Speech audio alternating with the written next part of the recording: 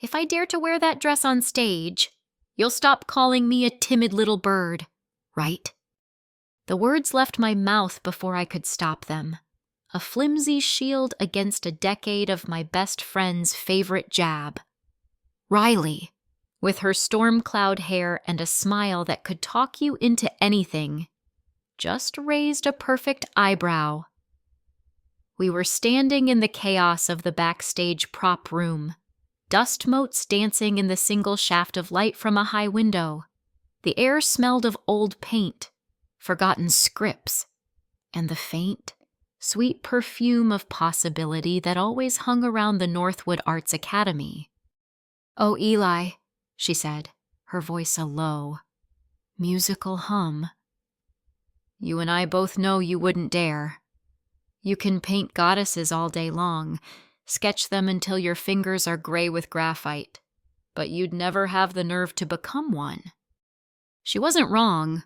My world was one of charcoal and canvas. I was the observer, the one who captured beauty from a safe distance. My sketchbook was filled with heroic figures, mythical women with spines of steel and eyes that could command armies. They were everything I wasn't. I was quiet, observant Eli, the boy who preferred the solitude of the art studio to the roar of the auditorium. The annual masquerade ball was a week away, and the theme this year was Myths and Muses. Riley, a drama major with a flair for the dramatic in every aspect of her life, was practically vibrating with excitement. She was going as a punk rock Persephone, complete with a leather jacket and a crown of black roses. I, as usual, had no plans. I'd probably just wear a simple Venetian mask and fade into the tapestries lining the Great Hall. "It's not about nerve," I mumbled, kicking at a stray roll of gaffer tape. "It's about practicality." Riley laughed, a sound like wind chimes in a summer breeze. "Practicality, Eli. We're at an art school. Practicality is what we're here to escape." She moved toward a rack of costumes left over from last year's production of Giselle. Her fingers, tipped in black nail polish, danced over the garments before landing on a confection of white tulle and silk. She pulled it out. "This," she announced, holding it up, "is what a real muse looks like. A classical ballet dancer." The dress was ethereal. It seemed to float in the dusty air, a whisper of a thing made from moonlight and dreams, a structured white bodice, clearly designed with a corset in mind, flowed into a cloud of a skirt. Delicate silk ribbons were stitched along the neckline. It was beautiful, terrifyingly beautiful. And that's when I said it, the challenge. The stupid, impulsive sentence that would unravel everything I thought I knew about myself. Riley's grin was slow, predatory, and utterly intoxicating. "You'd wear this, the full ensemble corset, stockings, the whole 9 yards. My heart hammered against my ribs, a trapped bird wanting out. I was already regretting it. The heat of a blush crept up my neck. It was a hypothetical. No, she purred, stepping closer. She held the dress out, pressing the bodice against my chest. "There's no taking it back." "You said it. If you wear this, really wear it for the masquerade. I will officially retire timid little bird from my vocabulary. Forever." I looked down at the dress against my plain gray t-shirt.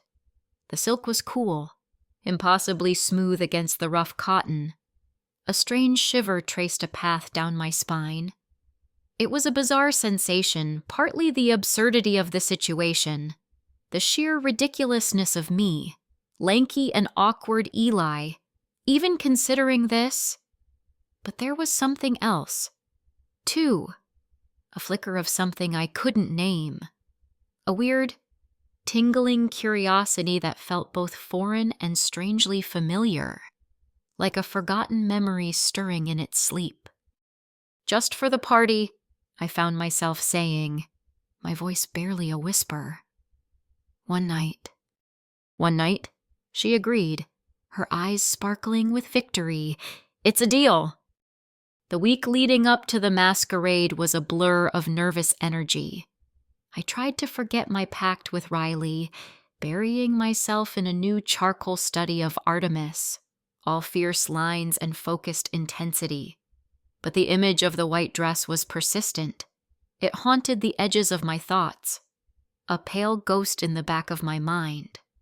I'd catch my reflection in a window, and for a split second, I'd imagine a different silhouette, a softer outline. I'd shake my head, my cheeks burning with a shame I couldn't understand. It was just a joke, a stupid dare. That's all. The night of the ball arrived with a crisp autumn chill. I found Riley in her dorm room, a whirlwind of black lace and silver chains. She looked incredible.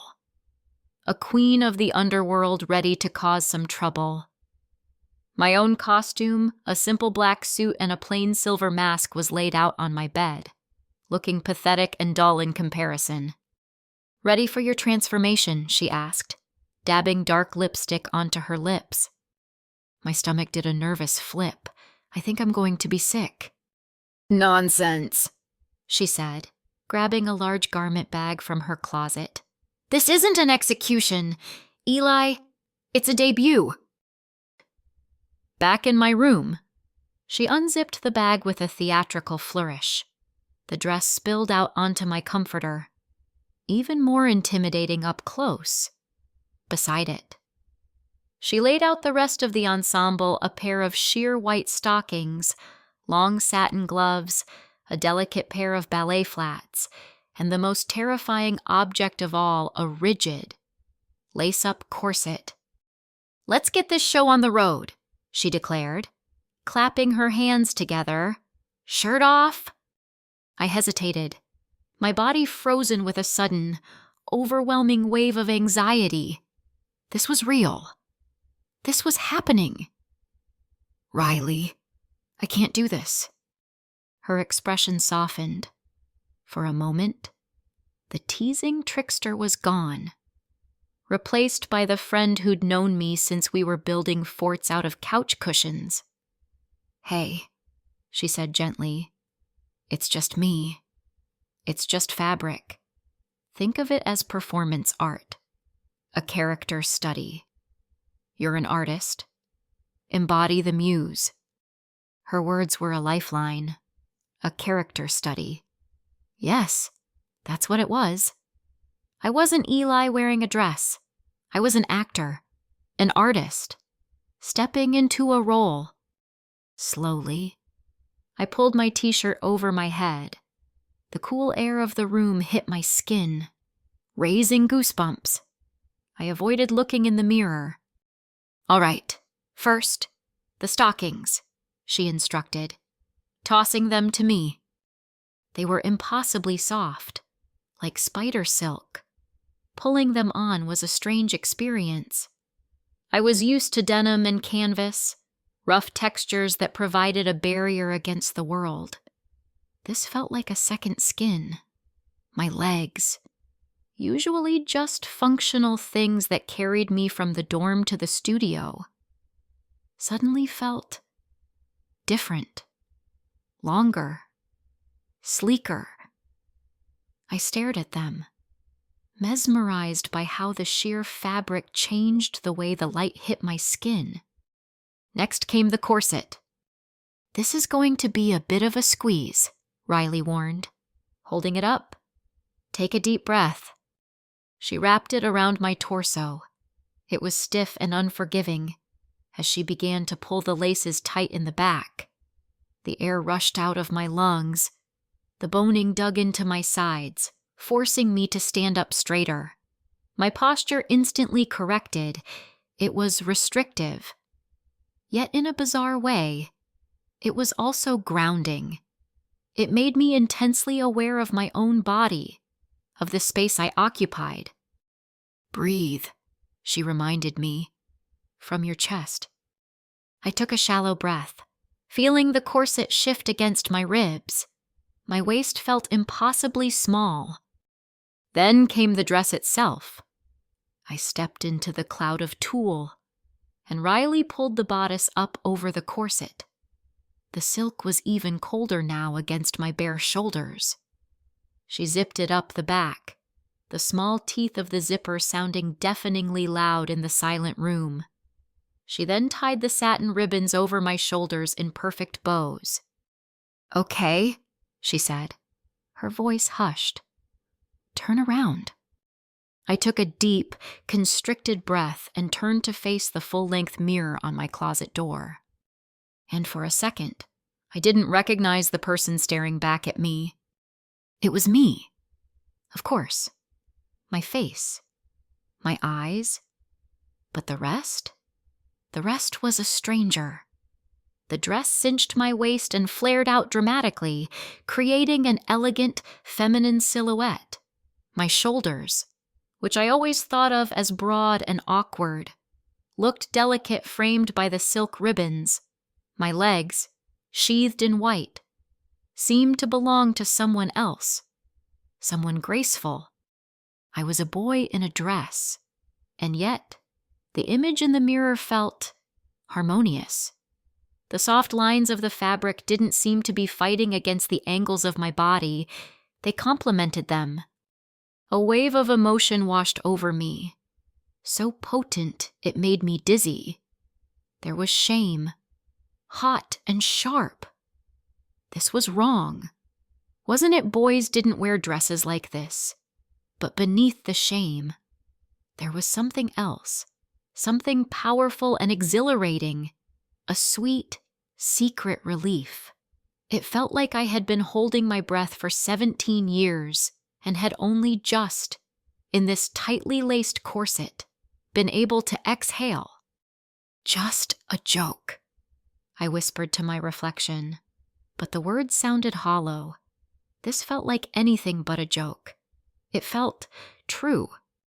Riley came to stand behind me, her reflection appearing next to the stranger in the mirror. She wasn't laughing. Her eyes were wide, a flicker of genuine surprise in their dark depths. "Wow. Eli," she said softly. She reached out and adjusted one of the ribbons on my shoulder, her touch surprisingly gentle. She taught me how to move, how to hold my hands, how to let the skirt sway when I walked. I tried a hesitant spin, and the tulle skirt billowed around me, a weightless cloud. The sensation was intoxicating. She took out her phone. "I have to get a picture of this, for posterity, and blackmail, obviously."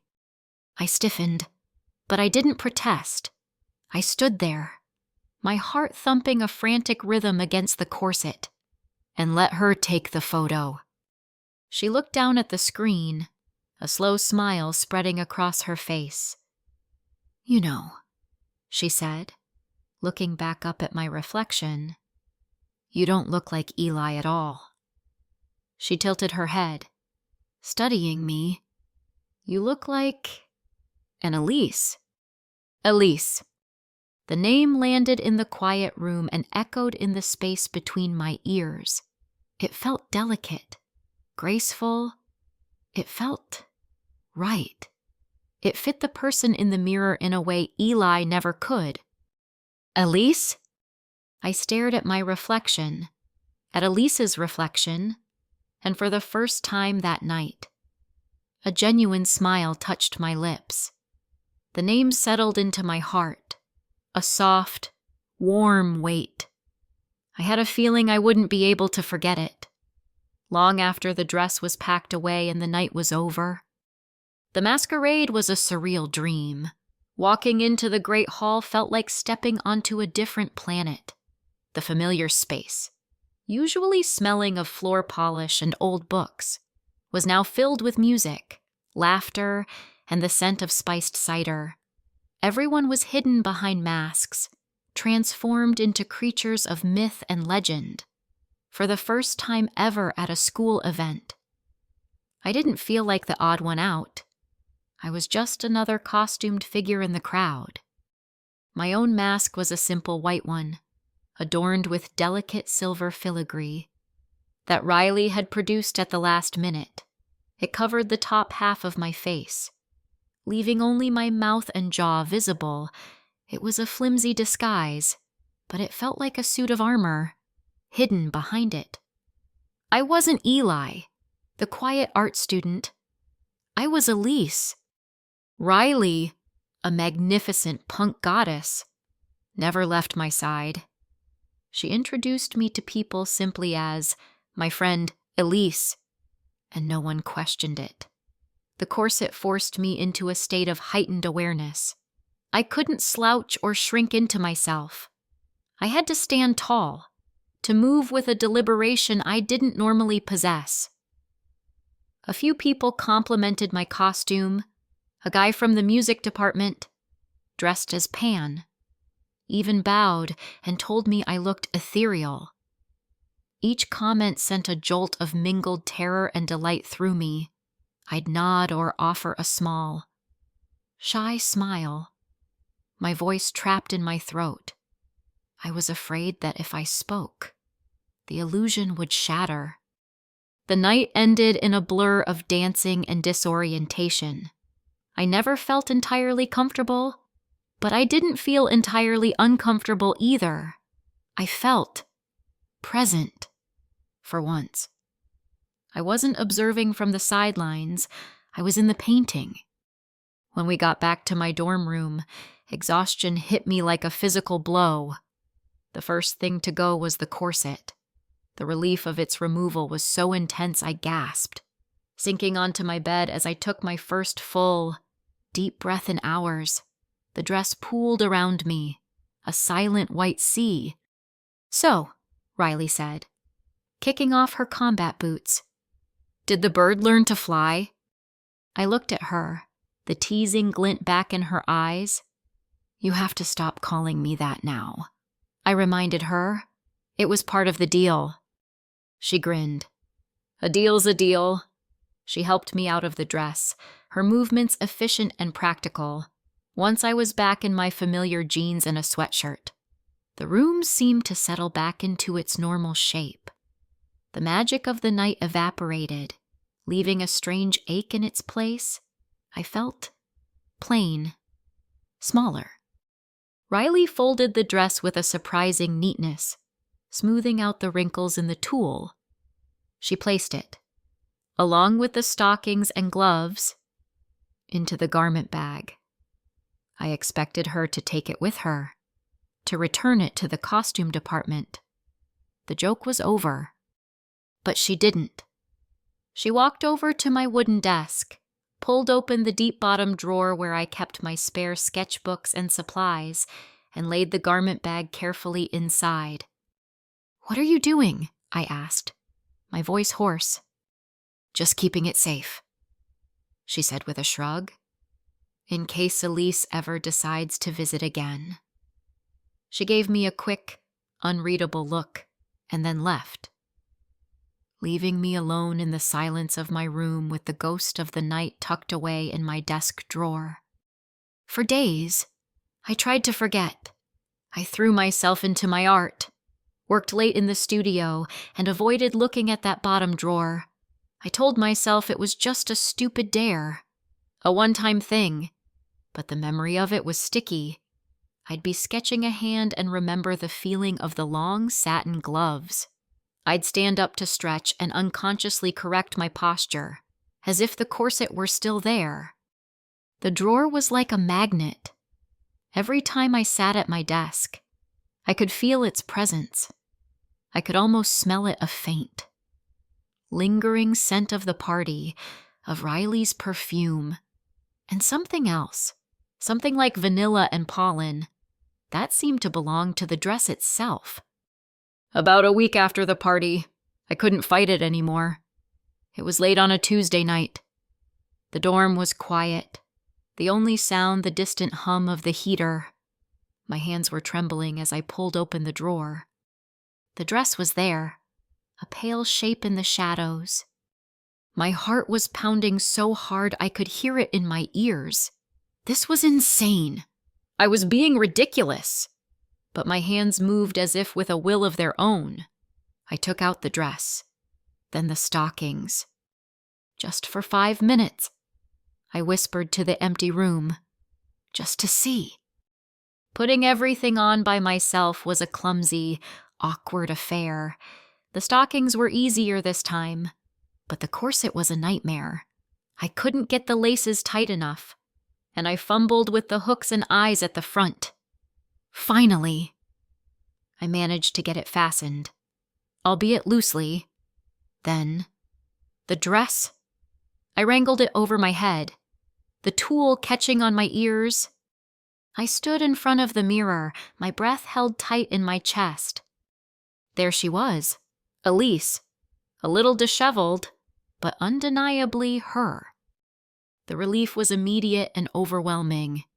The strange ache I'd been carrying around since the party vanished, replaced by that same sweet, exhilarating feeling. I felt right again. 5 minutes turned into 10. 10 turned into an hour.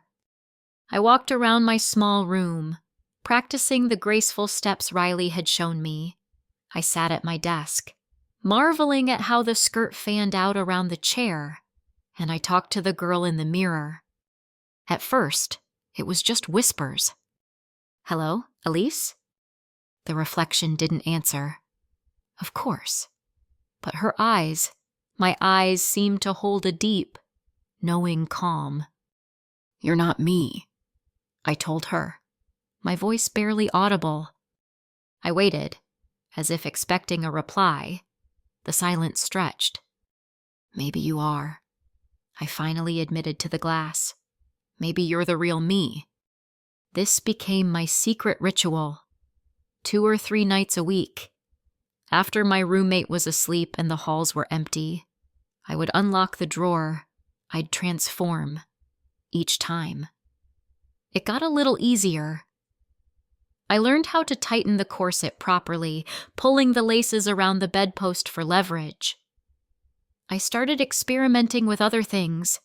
I borrowed a tube of tinted lip balm from Riley's bag once when she left it in my room, dabbing a hint of color onto my lips. The effect was subtle, but startling. Elise looked more alive. I even tried walking in a pair of old low heels I found at a thrift store. My first attempts were a disaster. I wobbled and nearly twisted my ankle 6 times, clinging to my desk for support, but I kept practicing, my movements growing less clumsy, more confident. During these secret hours, my body seemed to be learning a new language. My shoulders, usually hunched over a sketchbook, learned to relax and fall back. My walk softened from a clumsy stomp to a more measured glide. I even noticed my speaking voice changing when I was alone. A slightly higher, softer pitch emerging unconsciously. But this secret life came with a constant, gnawing anxiety. I was torn between the liberating joy of being Elise and the paralyzing shame of what I was doing. During the day, I was Eli. I wore my baggy jeans and hoodies like armor. If anyone knew. If Riley knew I hadn't just forgotten about it. What would she think? She'd think I was a freak. The thought of her laughter, not the playful kind, but a sharp, mocking kind, was a cold knot of dread in my stomach. One Thursday night, I was lost in my own world. I had music playing softly through my headphones, a sad, beautiful piano piece. I was fully dressed as Elise, practicing a slow spin in the small space between my bed and my desk. The skirt whispered around my legs, and for a moment, I wasn't in my cramped dorm room. I was on a vast, empty stage, bathed in moonlight. I closed my eyes, letting the music carry me. I didn't hear the door click open. I didn't hear the soft footfalls on the rug. The first thing I registered was the music stopping. I opened my eyes, and my blood ran cold. Riley was standing in the doorway, her hand still on the knob. Her backpack was slung over one shoulder, and her face was a mask of unreadable shock. We just stared at each other for what felt like an eternity. My entire world collapsed in on itself. The shame I'd been holding at bay came crashing down, hot and suffocating. I wanted the floor to open up and swallow me whole. I couldn't breathe. My hands flew up to cover my face, a pathetic, instinctive gesture. "Eli," she whispered, her voice sounding strange. I couldn't speak. I just stood there, frozen. A ridiculous boy in a white ballet dress, exposed and humiliated. This was it. This was the moment I lost my best friend. She took a slow step into the room, letting the door swing shut behind her. She didn't look at my face. Her eyes were on the dress, the careful way I'd tied the ribbons, the slight flush on my cheeks. She took in the scene, the lip balm on my desk, the thrift store heels peeking out from under my bed. The silence was a physical weight, pressing down on me. I braced myself for the laughter, for the disgust, for the inevitable. "What is wrong with you?" But it never came. She walked closer, her expression softening from shock into something else, something I didn't recognize. It looked almost like understanding. She finally met my eyes, and her voice, when she spoke, was barely a whisper. "Wow," she said, a small, sad smile playing on her lips. She reached out, not to touch me, but to gently touch the tulle of the skirt. "It looks like Elise isn't ready to go to sleep yet." Her words weren't an accusation. They weren't a joke. They were a simple statement of fact, an acceptance. And in that moment, as a single, hot tear escaped and traced a path down my cheek. I felt a flicker of hope. Maybe, just maybe, I wasn't as alone in this as I thought. The days following Riley's discovery were different. A strange, unspoken understanding now existed between us. She didn't bring it up, and for that, I was eternally grateful. The shame was still there, a low hum beneath the surface, but it was no longer sharp with the fear of being found out. My secret was shared, and the world hadn't ended. In fact, our friendship seemed to settle into a new, more honest rhythm. She started leaving little things for me on my desk. A magazine with an article on stage makeup, a tube of clear mascara, a small, encouraging note that just said, "Practice makes perfect." She never mentioned Elise by name again in those first few weeks, but her actions spoke volumes. She saw me. She saw this hidden part of me, and she wasn't running away. Then, one Saturday afternoon, she came into my room with a determined look in her eyes. "Put on your shoes," she said, not as a request, but as a command. "We're going on a field trip." I was hesitant, but there was no arguing with Riley when she was in this mode. We took a bus into the small city near our campus, ending up in an older part of town filled with brick buildings and artists' lofts. She led me up a creaky flight of stairs to a door marked with a simple, elegant C. "Who are we meeting?" I asked, my anxiety starting to bubble. "A friend," she said vaguely. "Someone I think you need to talk to." She knocked. The door opened to reveal a woman who seemed to have stepped out of another era.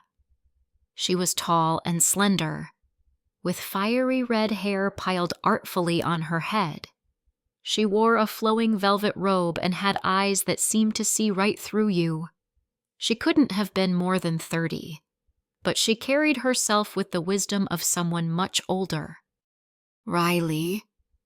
Darling, the woman said, her voice like warm honey. You're late. Fashionably so. Celeste. Riley shot back with a grin. This is my friend. Eli. Celeste's perceptive gaze fell on me. I felt like a bug under a microscope. I mumbled a hello, feeling my cheeks grow hot. It's a pleasure. Eli, she said, her smile gentle. Come in, both of you. Tea is brewing. Celeste's studio was a sanctuary. It was one large, open room with high ceilings and enormous windows that flooded the space with soft afternoon light. Mirrors lined one wall, and racks of extravagant costumes stood against another. The air smelled of Earl Grey tea, old books, and expensive perfumes. It was a place of magic and transformation. As she poured the tea, Riley did the talking. She explained everything, from the dare to the masquerade to the night she'd walked in on me. I sat there, mortified, staring into my teacup as my secret life was laid bare before this strange, elegant woman. When Riley finished, I braced myself for Celeste's judgment. I expected a clinical analysis, or worse, pity. Instead, she just looked at me with those knowing eyes and said, So, you've met the girl in the mirror. I looked up, startled. I guess. She can be quite compelling. Can't she? Celeste continued, taking a sip of her tea. The person you see when the world isn't looking. The one who feels more real than the face you wear every day. It was as if she had reached into my chest and plucked the words right out of my heart. Yes, I whispered. That's exactly it. Celeste, it turned out, was a former student of Northwood. A legend in the theater department, she now worked as a private coach for actors, specializing in character embodiment and, as she put it, the performance of identity. She'd taught workshops on everything from stage combat to gender expression in art. Riley tells me you call her Elise, Celeste said. I nodded, feeling shy. A beautiful name, she said, but you must understand something. Eli, Elise isn't a character you're playing. She's a language your body is trying to speak. You've just spent your whole life forcing it to be silent. That afternoon marked the beginning of my education. Riley had brought me to a mentor. I started visiting Celeste twice a week. Our sessions weren't about turning me into a girl. Celeste was very clear about that. You are not pretending, she told me during our first real lesson. She had me stand in front of the wall of mirrors, dressed in my usual jeans and hoodie. Pretending is a lie. This is about discovering a truth. Don't try to act feminine. Don't imitate a girl. That's an insult to both you and to women. Instead, I want you to listen. Listen to what your own body wants to do when you give it permission. She started with the basics: posture and breath. She made me wear the corset again, but this time, she showed me how to breathe with it. How to use it not as a prison, but as a tool to find my center. The corset gives you a core, she explained. Let it support you. Let it be the anchor from which all your movements flow. Then came the makeup. I expected her to teach me how to create dramatic eyes or perfectly painted lips. Instead, she handed me a simple set of brushes and a neutral palette. Makeup isn't a mask to hide behind, she said, her voice soft as she guided my hand. It's a spotlight. We are not creating a new face. We are simply highlighting the Elise that is already there. She showed me how to use a touch of concealer to soften the line of my jaw, a hint of shimmering powder to bring out my cheekbones, how to apply mascara so it defined my eyes without looking heavy, It was makeup that whispered, not shouted. When I looked in the mirror, I still saw me, but it was a version of me seen through a softer lens. Our most challenging lessons were on voice. I hated the sound of my own voice. The way it cracked when I was nervous, I thought she would teach me to speak in a higher pitch. Absolutely not. She declared, a woman's power isn't in the pitch of her voice, but in its resonance. It comes from the chest, from the diaphragm. It's about breath control. We spent hours doing vocal exercises, humming scales, and learning to speak from a place of support, not strain. She had me read poetry aloud, focusing on the cadence and the emotion, not the sound. Gradually, a new voice began to emerge, not a fake, high-pitched one, but a voice that was still mine, yet softer, more melodic, and far more confident. Don't try to be a girl, she would always remind me. Just let Elise breathe through you. With each session, I felt a profound shift happening inside me. This wasn't just about putting on a dress anymore. It was a deeper transformation. I started to notice changes even when I was just being Eli. My walk was less clumsy. I held my head higher. The way I gestured when I talked became more fluid, less jerky. Riley noticed it too. One evening, we were in the dining hall, and I was telling her about a breakthrough I'd had in my painting class. I was so engrossed in my story that I didn't notice the way she was looking at me until I paused. What I asked, suddenly self-conscious. Nothing, she said, a small, curious smile on her face. It's just, your whole face lights up when you're excited. Your eyes, they look softer now. Her observations sent a warm, confusing flutter through my chest. The line between Eli and Elise was beginning to blur, and for the first time, it didn't scare me. It felt like I was becoming whole. I wasn't two separate people in one body. I was one person with different ways of expressing myself. After about 2 months of working with me, Celeste announced that I was ready for the next step. There's a small, informal showcase at a downtown studio next week, she said, her tone casual. A few dancers, a poet, a musician, a very supportive, artistic crowd. They have a spot in their program for a short balletic piece, a living statue sort of thing. My blood turned to ice, on a stage in front of people. You've been practicing in front of a mirror for months. Eli, she said gently, a mirror is a dead audience. It only reflects what you give it. An audience gives back. It's time for Elise to be seen. The fear was immediate and all-consuming. This was different from the masquerade. There, I was hidden behind a mask in a sea of other costumes. This would be a performance. I would be on a stage, under lights. I would be the focus. I can't, I said, shaking my head. No way. Celeste simply looked at me, her expression calm. Last fall, you wore a dress because of a dare. You were afraid of being called a timid little bird. Tell me, are you still that same person? Her words hit their mark. Was I? No. The boy who had accepted that dare felt like a lifetime ago. I had learned so much, changed so much. This wasn't about Riley's teasing anymore. This was about me. This was about Elise. This isn't a test I'm giving you. Eli, Celeste said softly, this is a door.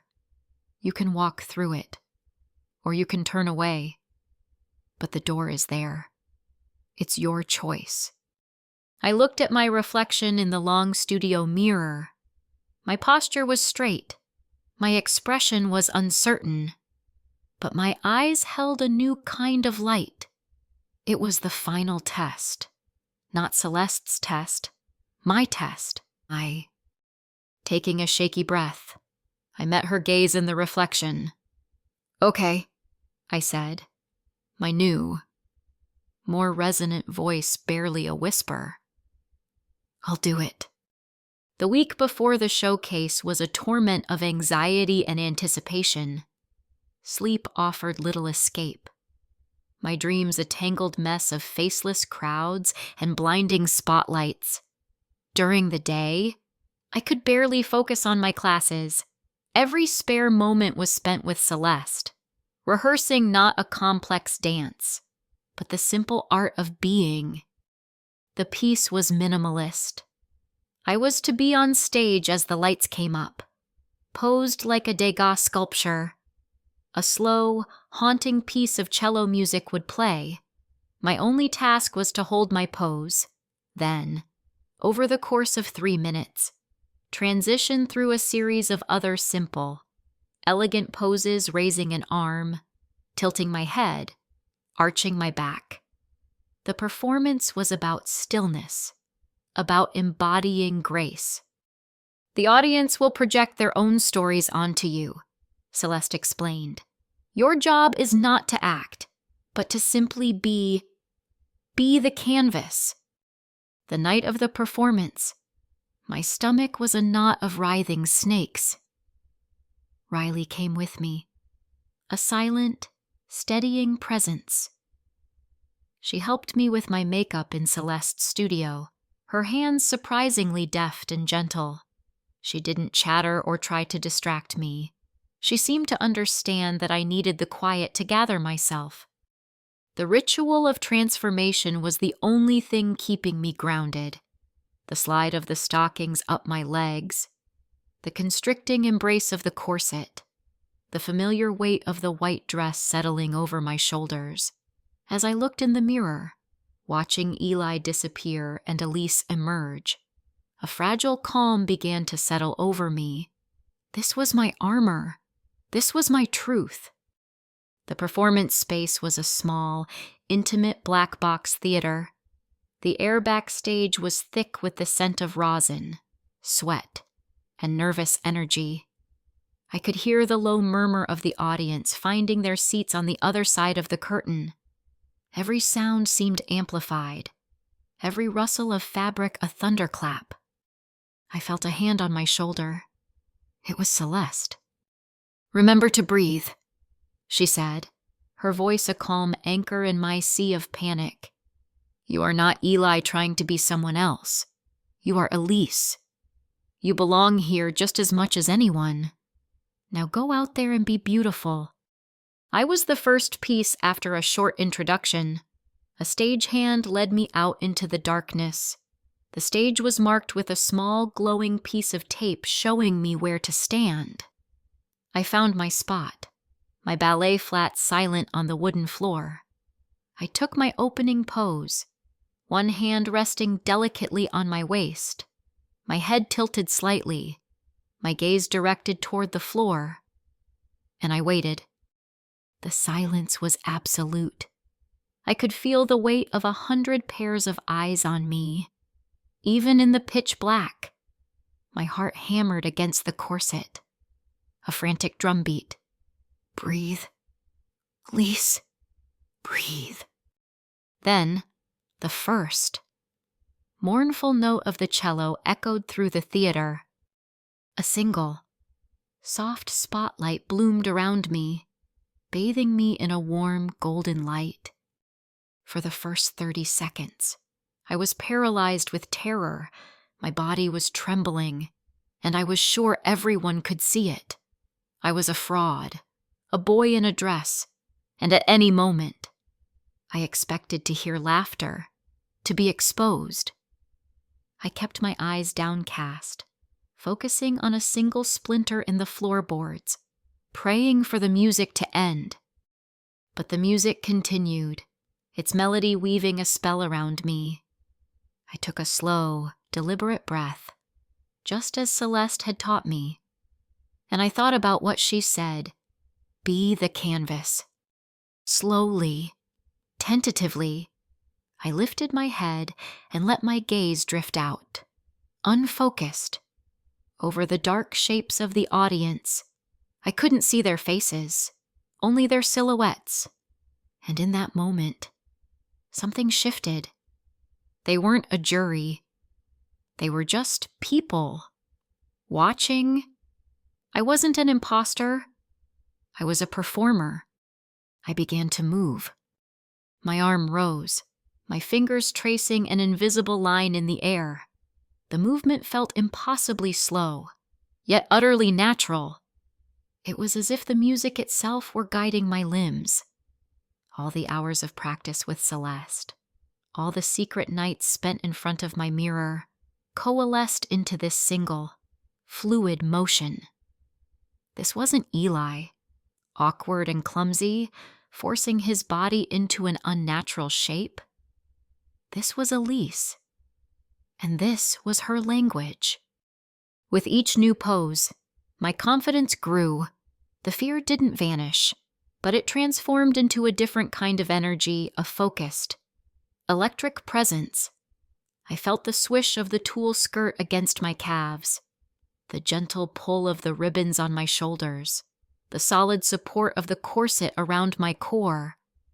These sensations weren't strange or foreign anymore. They were mine. The final pose had me extending both arms out to the side, my head thrown back, my face turned up toward the light. It was a pose of utter vulnerability and complete surrender. As the last note of the cello hung in the air, I felt a profound sense of release, as if I had finally, truly, let go of the boy who was so afraid of what the world thought of him. The spotlight faded to black. The silence held for a beat, and then the applause started. It wasn't a thunderous ovation, but a warm, genuine wave of appreciation. The stagehand led me off into the wings, and my legs felt like jelly. I leaned against the cool brick wall, my chest heaving. Celeste was there, her eyes shining. She didn't say a word. She just wrapped her arms around me in a firm, proud hug. When she let go, Riley was standing there. Her face was a mess of conflicting emotions, awe, confusion, and something else. Something tender that made my heart ache. Eli, she started, then stopped herself. Elise, you were incredible. Thanks, I managed to choke out. The applause was still ringing in my ears. We found a quiet corner in the crowded green room after the show. People I didn't know came up to congratulate me, telling me the piece was haunting and mesmerizing. I just nodded and smiled, the words not quite registering. I felt disconnected from my body, floating in the strange, wonderful afterglow of the performance. Later, as we were walking back to the bus stop through the quiet, lamp-lit streets, Riley was unusually quiet. The cool night air felt good on my flushed cheeks. You know, she said finally, her voice soft. Up there, on that stage, for a minute. I forgot it was you. Was that a good thing, I asked, my voice trembling slightly. She stopped walking and turned to face me. The streetlight cast long shadows, making it hard to read her expression. It wasn't good or bad, she said. It just was. It was like I was seeing someone completely new, someone who was complete. She reached out and tucked a stray strand of my hair. I'd let it grow longer over the past few months behind my ear. Her touch was feather light, but it sent a shockwave through my entire system. It was an intimate gesture, the kind she'd never made before. Then, she leaned in and hugged me. It wasn't one of her usual, quick, friendly hugs. It was slow, gentle, She rested her head on my shoulder for a moment, and I could feel the warmth of her breath through the thin silk of the dress. She pulled back just enough to look at me, her face only inches from mine. Her eyes searched my face, as if trying to solve a complex puzzle. "I think," she whispered, her voice thick with an emotion I couldn't decipher. "I think I like you like this." My breath caught in my throat. The world seemed to narrow to the space between us, to the confused, vulnerable look in her eyes and the frantic, hopeful beating of my own heart. The line between friendship and something more, a line I had never even considered, suddenly felt incredibly, terrifyingly thin. The warmth of her words mingled with the dizzying confusion of the night, leaving me feeling both more seen and more lost than I had ever been in my life. The days following the performance were disorienting. Returning to my routine as Eli felt like putting on a costume that no longer fit. My jeans felt coarse and restrictive, my hoodies bulky and shapeless. I would catch my reflection in the windows of the art building and feel a pang of disappointment, a sense of disconnect from the person staring back at me. The boy in the glass looked so incomplete. Elise was no longer a secret identity I put on in the privacy of my room. She had been on a stage. She had been seen. She had been real to other people, not just to me. And now, I couldn't just put her back in the drawer. The dynamic with Riley had shifted, too. The comfortable, easy camaraderie we'd shared for years was now charged with an unspoken tension. Her comment, "I think I like you like this," hung in the air between us. A question neither of us knew how to answer. There were moments of our old friendship. Of course, shared jokes in the dining hall, late-night study sessions, but there were also new moments of strange, hesitant intimacy. A lingering touch when she passed me a sketchbook. A prolonged glance across a crowded room. It was confusing and exhilarating and utterly terrifying. I was navigating two new landscapes at once, my own identity and my relationship with my best friend. The biggest struggle was the one that happened every morning in front of my mirror.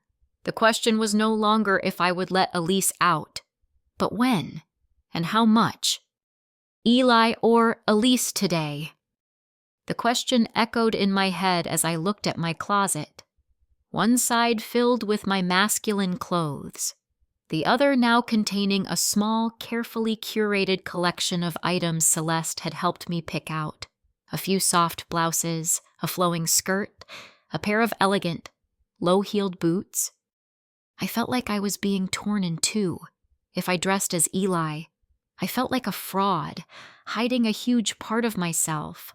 But the idea of walking around campus as Elise, in broad daylight, sent a wave of panic through me. The showcase was one thing, a controlled, artistic environment. The real world was another beast entirely. I brought this turmoil to Celeste during our next session. I sat on a cushion in her sun-drenched studio, feeling lost. "I don't know who I'm supposed to be anymore," I confessed, the words tumbling out. "Sometimes I feel like Eli, and sometimes I feel so completely like Elise. It's like I have to choose between them, and I can't. Choosing one feels like killing the other." Celeste listened patiently, her expression serene. When I was finished, she didn't offer an easy answer. Instead, she asked a question. "When you paint," she said, her voice calm and steady, "do you have to choose between blue and yellow, or can you use both to create green?" I stared at her, the simple analogy cutting through my confusion. "You don't have to choose," she continued gently. "You don't have to be one or the other. Why can't you be both? Eli and Elise are not two different people. They are two colors on the same palette. They both belong to you. Two names, one heart. Her words were a revelation. Two names, one heart. It wasn't about a choice between two separate identities. It was about integration. It was about creating green. That conversation was a turning point. I stopped thinking of it as a battle. I started experimenting. I began to blend the two worlds. I'd wear a soft, silk blend shirt, something Elise would wear under my usual denim jacket. I started wearing a subtle touch of the clear mascara and lip balm from my Elise makeup kit. Even when I was presenting as Eli, I let my hair grow a little longer, allowing it to frame my face in a softer way. They were small, almost unnoticeable changes, but to me, they were monumental. Each small act was a declaration I will not hide. I will not erase any part of myself. Riley, of course, noticed everything. She never commented directly, but I'd see a small, knowing smile on her face when I wore a new, softer sweater, or when she saw me unconsciously moving with a new grace. The tension between us was still there, but it was slowly morphing from confusion into a quiet, mutual acceptance of this new reality. We were finding our new normal. One cool autumn afternoon, a few weeks after the showcase, I found a small flat package outside my dorm room door. My name was written on it in Riley's familiar, chaotic scrawl. Inside. I found a simple black frame, and in it was the photo. The very first one she had taken on the night of the dare. The picture of a terrified, awkward boy in a white ballet dress who was trying so hard to be brave. Tucked into the back of the frame was a folded note. My hands trembled as I opened it. I was going through my old photos, it read, and I found this. I remember thinking it was all just a joke, but I was wrong. The joke that day didn't make you into someone else. It just introduced you to a person who was there all along. I'm glad I got to meet her, and I'm even more glad that I'm getting to know him, too. I sank onto my bed, the framed photo in my hands, and felt tears welling in my eyes. It was the validation I didn't even know I was so desperately seeking. It was Riley telling me that she saw both sides of me. The Eli she'd always known, and the Elise I was just discovering, and that she wasn't choosing. She was accepting the whole, complicated, beautiful picture. I placed the frame on my bedside table, right next to my alarm clock. It was the first thing I would see in the morning, and the last thing I would see at night. A reminder of where I had started, and how far I had come. Later that evening, I was getting ready to go to the studio. I stood in front of my mirror, no longer seeing two warring identities, but just me. A more complex, more nuanced me than I had ever allowed myself to be. I was wearing simple black trousers and a soft, cream-colored cashmere sweater. My hair was brushed back from my face, and I had a touch of concealer under my eyes to hide the evidence of a late-night sketching. It wasn't quite Eli. It wasn't quite Elise. It was just me. I looked at my reflection, at the person who was no longer just the timid artist, but also the graceful performer, the person who found strength in softness and truth in what started as a dare. I reached out and let my fingers brush against the cool glass of the mirror, a gesture of peace, of acceptance. I thought of the dress, still carefully stored in its bag, a silent reminder of the journey. It wasn't a costume anymore, it was a key. Looking my own reflection in the eye, I smiled, a real, genuine smile that reached all the way to my soul. And I whispered to the person staring back at me, The person who was finally, beautifully, whole. Elise, we're not a joke anymore. Are we? And in the quiet of my room, I knew the answer. We never were.